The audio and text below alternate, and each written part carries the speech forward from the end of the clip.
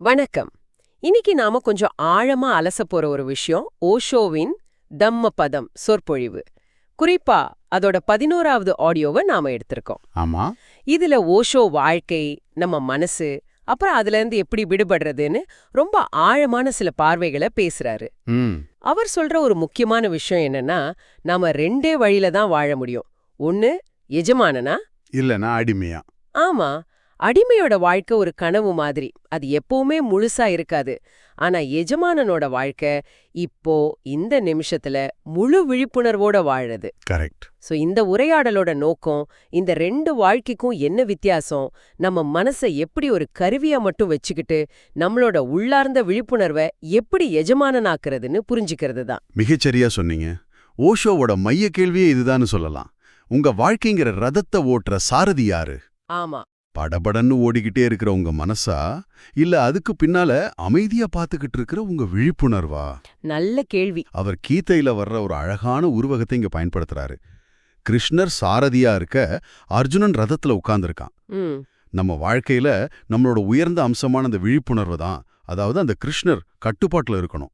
ஆனா நிஜத்துல என்ன நடக்குது? தலைகீழா நடக்குது. ஆமா, நம்ம மனசு அந்த அர்ஜுனன் தான் டிரைவர் சீட்ல உட்காந்துக்கிட்டு வண்டியை கண்டபடி ஓட்டிட்டு இருக்கு. இந்த தலைகீழான நிலைய சரி பண்றது தான் ஆன்மீக பயணம்னு ஓஷோ சொல்றாரு. சரி, வாங்க இதை இன்னும் கொஞ்சம் ஆழமா நோண்டி பார்ப்போம். முதல்ல மனசோட இயல்பை பத்தி ஓஷோ என்ன சொல்றாரு? புத்தரோட ஒரு சூத்திரத்தை மேற்கோள் காட்டுறாரு.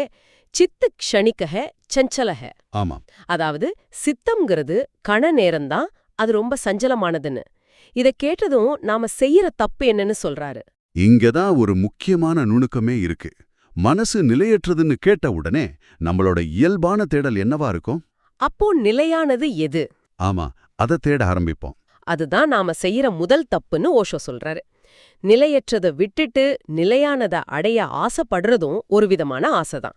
அதுவும் உங்களை ஓட்டத்திலே வச்சிருக்கோம். ஒரு நிமிஷம், இது கொஞ்சம் குழப்பமா இருக்கு. ஆன்மீகத்தோட மொத்த நோக்கமே நிலையான ஒன்ன கண்டுபிடிக்கிறது தானே? ஆமா, பொதுவா அப்படிதான் நம்ம நினைக்கிறோம். நிலையற்றதை ஏத்துக்கிட்டா அப்புறம் தேடுறதுக்கு என்ன இருக்கு? அது ஒரு மாதிரி எல்லாம் இப்படிதான், ஒன்னும் பண்ண முடியாதுங்கிற மனநிலைக்கு கொண்டு போயிடாதா?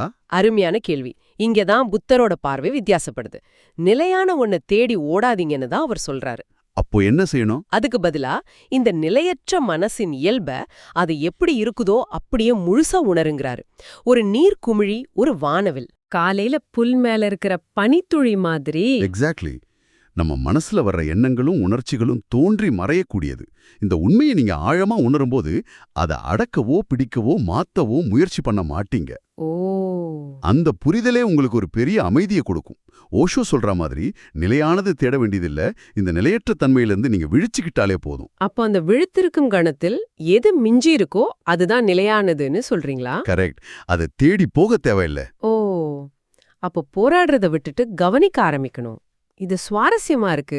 இது நம்மள அடுத்த கட்டத்துக்கு கூட்டிட்டு போகுது. ம். ஓஷோ ஒரு வில் வித்தக்காரன உதாரணம் சொல்றாரு. அவன் வளைஞ்ச அம்ப நேராக்குற மாதிரி புத்திசாலி தன் மனச நேராக்குறான்னு. ஆமா, அந்த ஊமை. மனச நேராக்குறதுனா என்ன? இது அடக்குறதுல இருந்து எப்படி வித்தியாசப்படுது? நேராக்குறதுன்னா மனசுல என்ன இருக்கோ அதை மூடி மறைக்காம உள்ளத உள்ளபடியே பார்க்கறது. ஒரு நேர்மையோட பார்க்கறது. ஆமா, உங்களுக்கு கோபம் வந்தா நான் கோபக்காரன்கிற உண்மையை முழுசா ஏத்துக்கிறது. அதை மறைக்கிறதுக்கோ நான் கோபப்படவே கூடாதுன்னு செயற்கையா போராடுறதுக்கோ பதிலா, ஆமா எனக்குள்ள கோபம் இருக்குன்னு நேர்மையா ஒப்புக்கிறது தான். புரியுது. ஓஷோ ஒரு அருமையான உதாரணம் சொல்றாரு. ஒரு கோபக்காரன் அகிம்சையை பத்தி பேச ஆரம்பிச்சா அது ரொம்ப ஆபத்தானது. ஏன்னா அவனோட அகிம்சைக்கு அடியில அடக்கப்பட்ட கோபம்தான் எரிமலை மாதிரி எரிஞ்சிட்டு இருக்கும். ஒரு பொய்யன் நான் இனிமே உண்மையே பேசுவேன்னு முயற்சி பண்ணா அந்த முயற்சியில கூட ஒரு பொய் ஒழிஞ்சிருக்கும். புரியுது. ஆனா இந்த ஏற்புத்தன்மை ஒரு தற்காப்பு ஆயுதமா மாற வாய்ப்பில்லையா? எப்படி சொல்றீங்க? நான் இப்படித்தான் கோவப்படுவேன், என்ன மாத்திக்க முடியாதுன்னு சொல்றதுக்கும் நீங்க சொல்ற இந்த ஏற்பு நிலைக்கும் என்ன வித்தியாசம்? இது ஒரு தேக்க நிலைக்கு வழிவகுக்காதா? மிக முக்கியமான கேள்வி. இங்கதான் அந்த நுட்பம் இருக்கு. ஓஷோ சொல்ற ஏற்றுக்குத்தன்மை ஒரு முற்றுப்புள்ளி இல்ல, அது ஒரு ஆரம்ப புள்ளி. சரி. நான் கோபக்காரன்னு நீங்க ஏத்துக்கிற அந்த நொடியில உங்க மனசுல ஒரு நேர்மை பிறக்குது. மனசு எளிமையாகுது. வளைஞ்சு நெழிஞ்சிருந்த அம்பு இப்போ நேரா இருக்கு. ஆனா அதை இன்னும் எய்யவில்லை. ஓகே. அந்த நேர்மையும் எளிமையும் தான் மாற்றத்துக்கான முதல் படி. நான் இப்படிதான் சொல்றது ஒரு திமிர், ஒரு தேக்கம். ஆனா எனக்குள் இது இருக்கிறதுன்னு நேர்மையா பார்க்கிறது தான் உண்மையான தியானத்தின் ஆரம்பம். ஓகே, இப்போ தெளிவா புரியுது. அதாவது முதல்ல பிரச்சனை என்னன்னு நேர்மையா ஒப்புக்கணும், அப்பதான் அதை சரி பண்ண முடியும். ஆமா, நீங்க சொல்றத பார்த்தா நாம நம்ம உணர்ச்சிகளை ஒதுக்க கூடாது, ஏத்துக்கணும்னு புரியுது. ஆனா பொதுவா தமன் அப்படிங்கிற வார்த்தைக்கு அடக்குறதுன்னு தானே அர்த்தம் சொல்வாங்க. ஆமா. நம்மளோட பொதுவான புரிதல் அதுதான். ஓஷோ இதை எப்படி பார்க்கறாரு? இதுதான் இந்த உரையாடலோட உச்சபட்சமான இடம்னு சொல்லலாம். நாம தமன்னா அடக்குதல், ஒடுக்குதல்னு தான் புரிஞ்சு வச்சிருக்கோம். சிக்மண்ட் ஃப்ராய்ட் சொல்ற மாதிரி. கரெக்ட். ஃப்ராய்ட் சொல்ற மாதிரி உணர்ச்சிகளை உள்ளுக்குள்ள அடக்கி வச்சா அது பிற்காலத்துல மனநோயா வெடிக்கும். அது ரொம்ப ஆபத்தானது. ஆனா புத்தர், பதஞ்சலி போன்ற ஞானிகள் பயன்படுத்திய தமன்கிற வார்த்தைக்கு அர்த்தம் இது இல்லவே இல்லைன்னு ஓஷோ சொல்றாரு. அப்போ உண்மையான அர்த்தம் என்ன? அவங்க பார்வையில தமன்னா சக்தியை உருமாற்றுவது, டிரான்ஸ்ஃபர்மேஷன் ஆஃப் எனர்ஜி. சக்திய உருமாற்றுவதா? அது எப்படி? கோபம்ங்கிறது ஒரு எதிர்மறை உணர்ச்சி தானே, அதை எப்படி உருமாற்ற முடியும்? கோபத்தை வச்சுக்கிட்டு என்ன ஆக்கப்பூர்வமா செஞ்சிட முடியும்? முடியும். உங்களுக்கு கோபம் வரும்போது உங்களுக்குள்ள ஒரு பெரிய சக்தி, ஒரு ஆற்றல் உருவாகுது. கவனிச்சிருக்கீங்களா? ஆமா, உடம்பெல்லாம் சூடாகும், கைகள் நடுங்கும். அந்த ஆற்றலை அடக்கினா அது விஷமா உள்ளேயே தங்கிடும். அதை அடுத்தவர் மேல காட்டினா அது வன்முறையில முடியும். ஒரு சங்கிலித் தொடர் மாதிரி போயிட்டே இருக்கும். சரி. புத்தர் சொல்ற வழி என்னன்னா, அந்த ஆற்றலை வேறொரு ஆக்கப்பூர்வமான செயலுக்கு மடைமாத்துங்க. உதாரணத்துக்கு? ஓஷோ ரொம்ப எளிமையான உதாரணங்கள் சொல்றாரு. பயங்கரமா கோவம் வருதா, தோட்டத்துக்கு போய் ஒரு பெரிய குழி தோண்டுங்க. அந்த ஆற்றல் முழுக்க செலவானதும் கோவம் இருந்த இடம் தெரியாம போயிடும். ஹா, இல்லைன்னா ஒரு தலையணைய வச்சு ஓங்கி குத்துங்க. இல்லையா வீட்டை சுத்தி ஒரு 10 முறை ஓடிட்டு வாங்க. இது கேக்குறதுக்கு சிம்பிளா இருந்தாலும் ரொம்ப நடைமுறைக்கு உகந்ததா இருக்கு. அப்போ சோகம், பொறாமை மாதிரி மத்த உணர்ச்சிகளுக்கும் இது பொருந்துமா? நிச்சயமா. எல்லா உணர்ச்சியுமே ஒரு ஆற்றல் தான். சோகமா இருக்கும்போது அந்த ஆற்றலை ஒரு கவிதை எழுதுறதுக்கோ ஒரு ஓவியம் வரையறதுக்கோ பயன்படுத்தலாம். ஓ, நல்ல யோசனை. பொறாமை வரும்போது அவனை மாதிரி நான் ஏன் இல்லைன்னு வருத்தப்படாம அந்த ஆற்றலை உங்களை நீங்களே மேம்படுத்திக்கிறதுக்கு ஒரு உந்து சக்தியா பயன்படுத்தலாம். இதுதான் உண்மையான தமன். அப்போ அடக்கப்பட்ட மனம் துயரத்தையும், உருமாற்றப்பட்ட மனம் ஆனந்தத்தையும் சிருஷ்டி ஆற்றலையும் கொடுக்குது. அருமை. இது வெறும் தத்துவம் இல்லை, இது ஒரு செயல்முறை. இப்போ அடுத்த ஒரு அழகான உருவகத்துக்கு வருவோம். சரி. கரையில் வீசப்பட்ட மீன் துடிக்கிற மாதிரி நம்ம சித்தம் மாறனின் வலையிலிருந்து தப்பிக்க துடிக்குதுன்னு ஓஷோ சொல்றாரு. இந்த உருவகம் ரொம்ப சக்தி வாய்ந்ததா இருக்கு. ஆமா. இங்க மாறன்னா யாரு, அந்த வலைனா என்ன? மாறன்கிறது ஒரு நபர் இல்ல. அது நம்ம மனசுக்குள்ளேயே இருக்கிற ஆசை, நம்பிக்கை மற்றும் இன்னொன்றாக ஆக வேண்டும்ங்கிற எண்ணத்தோட ஆளுருவகம். சாத்தான் மாதிரி ஒரு உருவகமா? கிட்டத்தட்ட அப்படிதான். இயேசுவ சாத்தான் சோதிச்சதும் புத்தரை இந்த மாறன் சோதிச்சதும் ஒண்ணுதான்னு சொல்றாரு ஓஷோ. அப்போ அந்த வலை? அந்த வலை என்ன தெரியுமா? எதிர்காலத்துல ஏதோ ஒன்னு அடைஞ்சிட்டா நான் சந்தோஷமா இருப்பேங்கிற நம்பிக்கை தான். இது ரொம்ப ஆழமா இருக்கு. ஆனா நடைமுறையில நம்மளோட ஆசைகள் தானே நம்ம இயக்குது. ஒரு நல்ல வேலை, நல்ல வீடு, பிள்ளைங்க நல்லா படிக்கணும்னு ஆசைப்படுறது எப்படி மாரணன் வலையாகும்? ஆமா, இதுதான் எல்லாரும் கேக்குற கேள்வி. அன்றாட வாழ்க்கைக்கான இலக்குகளுக்கும் நீங்க சொல்ற இந்த ஆன்மீக பொறியான ஆசைக்கும் உள்ள வித்தியாசத்தை எப்படி புரிஞ்சுக்கிறது? ஓஷோ சொல்றது இலக்குகள் தப்பில்ல. ஆனா அந்த இலக்க அடைஞ்சால் மட்டுமே எனக்கு மகிழ்ச்சின்னு நினைக்கிறீங்க பாருங்க. அதுதான் வலை. ஆமா. நிகழ்காலத்தை அந்த எதிர்கால இலக்குக்காக தியாகம் செய்யறது தான் தவிப்புக்கு காரணம். கரையில வீசப்பட்ட மீன் பக்கத்திலே இருக்கிற கடல்ங்கிற நிகழ்காலத்தை பார்க்காம துடிச்சு துடிச்சு தன் சக்தியை இழக்கிற மாதிரி. கரெக்ட்.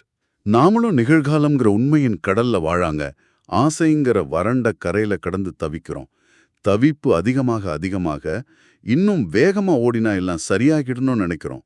ஆனா அந்த ஓட்டமே தவிப்புக்கு காரணம்னு புரியறதில்ல. அப்போ இலக்குகளை நோக்கி வேலை செய்யணும், ஆனா அதோட முடிவுல தான் சந்தோஷம் இருக்குன்னு நினைக்க கூடாது. பயணத்திலும் ரசிக்கணும்னு சொல்றீங்களா? மிகச் சரியா சொன்னீங்க. அந்த புரிதல் தான் மாறனின் வலையிலிருந்து விடுபடுவதற்கான முதல் படி. இது அடுத்த விஷயத்துக்கு நம்மள கூட்டிட்டு போகுது. நம்பிக்கை. ஆமா, மத்த மதங்கள் எல்லாம் முதல்ல நம்பு, அப்புறம் நீ அறிவாய்ன்னு சொல்லுது. ஆனா புத்தர் அப்படியே தலைகீழா முதல்ல அறி, அப்புறம் நீ நம்புவாய்ன்னு சொல்றாரு. இந்த வேறுபாட்டை ஓஷோ எப்படி விளக்குறாரு? இது இன்னைய காலகட்டத்துக்கு ரொம்பவே பொருத்தமானதுன்னு ஓஷோ சொல்றாரு. இது சந்தேகத்தின் யுகம், எல்லாவற்றையும் கேள்வி கேட்கிற யுகம். உண்மைதான். இங்க எடுத்த உடனே நம்பிக்கை வைன்னு சொன்னா அது பலருக்கு முதல் அடியே எடுத்து வைக்காம தடுத்துரும். சந்தேகம் வர்ற ஒருத்தர்கிட்ட நம்பிக்கை கொள்னு சொன்னா அந்த சந்தேகத்தின் மேல எப்படி நம்பிக்கை வரும்? அது இன்னும் சந்தேகத்தை தான் வளர்க்கும். எக்ஸாக்ட்லி. இப்போ இருக்கிற தலைமுறைக்கு ஏன்னு சொல்லுங்க நான் ஏத்துக்கிறேங்கிற மனநிலை தான் இருக்கு. அப்போ புத்தரோட அணுகுமுறை என்ன? புத்தர் சொல்றது ரொம்ப சிம்பிள். நம்பிக்கையை இப்போதைக்கு ஓரமா வை. நான் சொல்ற தியானத்தை ஒரு அறிவியல் பரிசோதனை மாதிரி செஞ்சு பாரு. ஓ, தியானம் செய்ய கடவுள் நம்பிக்கை தேவையில்ல, ஆன்மா மேல நம்பிக்கை தேவையில்ல. அது ஒரு செயல்முறை. உங்க சுவாசத்தை கவனிக்கிறது, உங்க எண்ணங்களை பார்க்கறது. ஒரு பரிசோதனை மாதிரி. ஆமா, இந்த பரிசோதனையை நீங்க செய்ய உங்க சித்தம் கொஞ்சம் கொஞ்சமா அமைதியாகும். உங்களுக்குள்ள ஒரு ஸ்திரத்தன்மை உருவாகும். அந்த நேரடி அனுபவத்திலிருந்து, அந்த சதர்மத்தின் அறிவிலிருந்து உங்களுக்குள்ளே ஒரு நம்பிக்கை, அதாவது ஸ்ரத்தா மலரும். அது யாரும் நம்ம மேல திணிச்சது இல்ல. இல்ல. உங்க அனுபவத்திலிருந்து நீங்களே கண்டுபிடிச்சது. அதனால எவ்வளவு பெரிய சந்தேகவாதியா இருந்தாலும் புத்தரோட கதவு அவங்களுக்காக திறந்தே இருக்கு. வாவ், ஆன்மீகத்தை ஒரு பரிசோதனையா பாருங்கங்கிற யோசனையே ரொம்ப புரட்சிகரமா இருக்கு. அனுபவம் தான் ஆதாரம், நம்பிக்கை அதன் விளைவு. சரி, இப்போ கடைசி பகுதிக்கு வருவோமா? சரி. ஓஷோ ஒரு உருது கவிதைய மேற்கோள் காட்டுறாரு. தில் கியா டெஹர் கயா கி ஜமானா டெஹர் கயான்னு.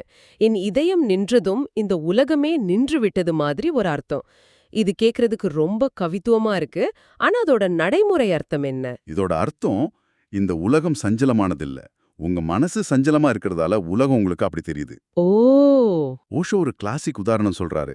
நல்லா குடிச்ச ஒருத்தருக்கு தெருவுல போறப்போ வீடுகள், மரங்கள், தெருவிளக்கு எல்லாமே ஆடுற மாதிரி தெரியும். ஆமா. உண்மையிலே வீடுகளா ஆடுது இல்லே, அவர் ஆடுறாரு. அது மாதிரி உங்க மனசுக்குள்ள இருக்கிற விளக்கு ஆடிட்டே இருந்தா வெளியில சுவர்ல விழுகிற நிழல்களும் ஆடிட்டே தான் இருக்கும். அப்போ நாம நிழல்களை சரி செய்ய முயற்சி பண்ணிட்டு இருக்கோம், விளக்க இல்ல. பெர்ஃபெக்ட். நாம செய்யற தப்பே அதுதான். வெளியில இருக்கிற நிழல்களை, அதாவது மத்தவங்கள, சூழ்நிலைகளை சரி பண்ண பாக்குறோம். ஆனா பிரச்சனை அங்க இல்ல, உள்ள இருக்கிற விளக்கு தான் ஆடிட்டு இருக்கு. அந்த விளக்க, அதாவது நம்ம சித்தத்தை. ஆமா, உங்க சித்தத்தை நீங்க நிலைப்படுத்திட்டீங்கன்னா பிரபஞ்சமே உங்களுக்கு அமைதியா நிலை பெற்றதா தோன்றும். உங்க உலகம் உங்க அகத்தோட ஒரு விரிவாக்கம்தான். உங்க மனசுல ஓடுற குழப்பம்தான் வெளியில உலக குழப்பமா உங்களுக்கு பிரதிபலிக்குது. சரியா சொல்லிங்க. ஆக இந்த முழு உரையாடல்ல இருந்து நாம எடுத்துக்க வேண்டிய முக்கியமான செய்தி இதுதான் நினைக்கிறேன். வாழ்க்கைங்கிறது ஏதோ ஒன்றாக மாறுவதற்கான ஒரு ஓட்டம் இல்ல. இல்ல.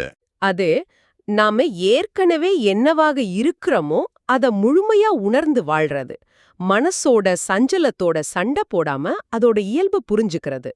எதிர்மறை உணர்ச்சிகளை அடக்காம அதை ஆக்கப்பூர்வமான சக்தியா உருமாத்துறது. எதிர்காலத்துல சந்தோஷத்தை தேடாம நிகழ்காலத்தோட உண்மையில வாழ்றது. இதுதான் அடிமை வாழ்க்கையிலிருந்து எஜமானன் வாழ்க்கைக்கான பாதை. மிகச்சரியா தொகுத்தீங்க. முடிவா உங்களுக்காக ஒரு சிந்தனை. சொல்லுங்க.